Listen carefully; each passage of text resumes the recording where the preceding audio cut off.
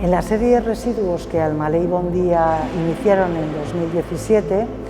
sitúan su acción artística en lugares improductivos, abandonados, residuales, donde no va a ocurrir nada, inseguros, y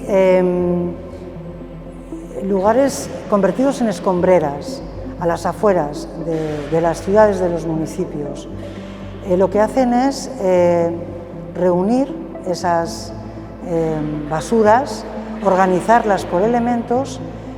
a modo de montones para recuperar su naturaleza natural. Los montones de una de las fotografías tomada en Las Landas, que es la que marca el origen del proyecto, en la que solamente vemos tierras y ramas. A continuación, ellos repiten esa morfología estructural con basuras, en lugares abandonados, feos, que nunca miraríamos, y les devuelven la identidad al mencionar las coordenadas de Google Maps en el título de cada una de las fotografías de este proyecto, que sitúa perfectamente el lugar, de tal modo que al hacerlo lo convierten en paisaje, una acción que es el propósito fundamental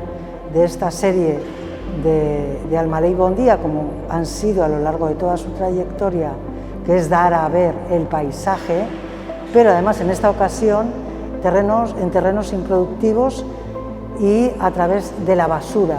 del desperdicio,